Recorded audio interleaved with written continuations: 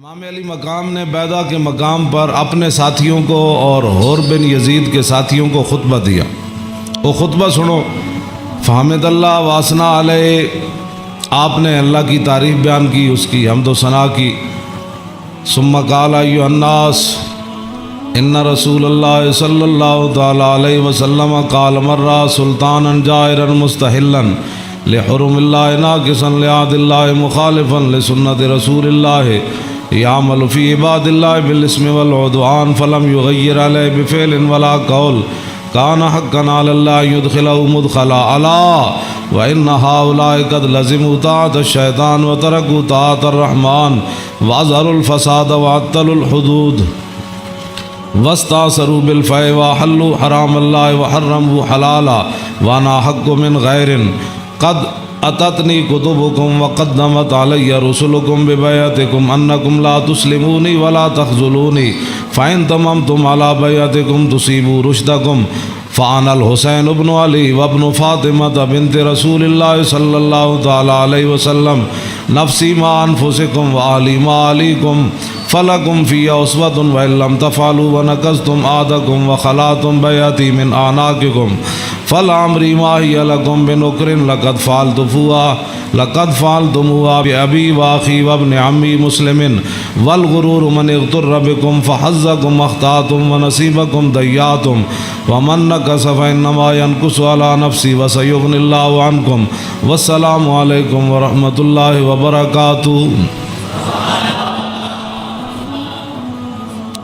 اے وجہ جدی وجہ تو امام علی مقام کربلا وچ تشریف لے گئے، آپ نے خطبہ دیتا، لیکن چلو اتنی گل تے ہے بھائی ہور نے تے دی فوج نے آپ دا خطبہ سنیا تے صحیح نہ جی، اے نہیں کیا بھائی تواڈے گل کرن تے بھی پابندی۔ امام علی مقام نو نہ روکیا ضرور ہے، لیکن گل کرن تے پابندی نہیں لائی۔ آپ نے فرمایا سنو، میں نے اپنے آقا و مولا کو فرماتے ہوئے کیا سنا؟ آپ نے فرمایا جس آدمی نے ظالم بادشاہ کا زمانہ پایا، ایسا ظالم مستحلا لحرم اللہ،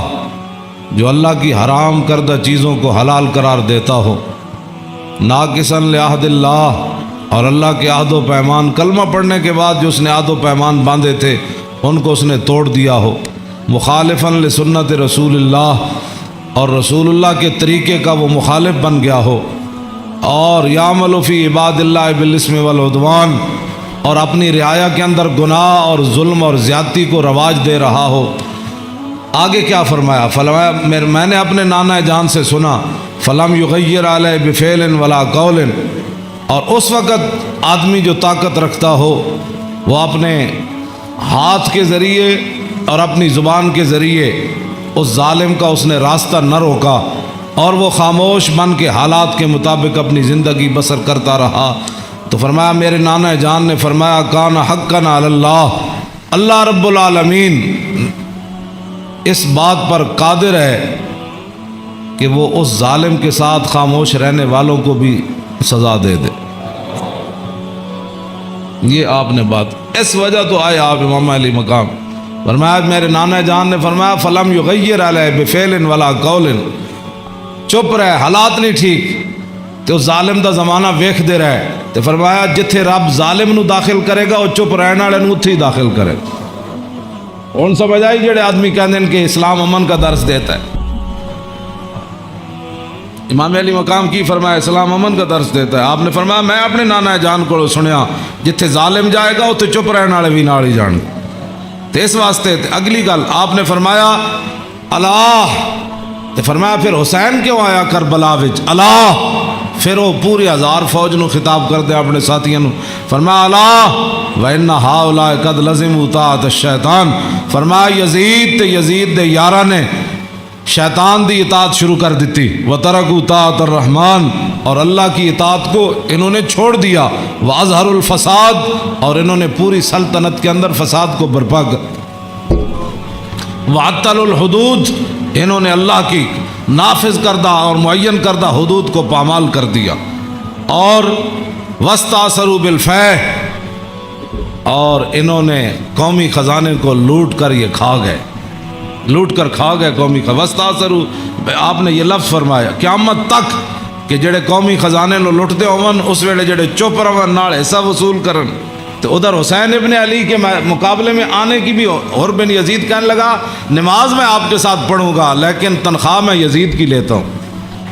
حسین دے پیچھے نماز پیچھے پڑھ کے بھی دین سمجھ نہ آیا تے تسی اج کی سمجھ دیو 1400 سال تو بعد ساڑیاں تقریراں سن کے کسی نو اے تے رب دا فضل ہوے تے او دا کرم ہوے تے کسی دا دل کھول دے تے انہوں حق ول لیاوے اے تے پھر بات ہے نا. ورنہ حسین ابن علی سامنے کھڑے ہون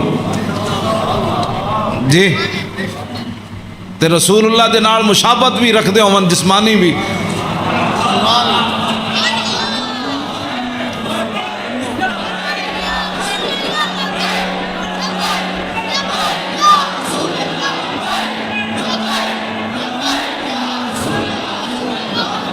توجہ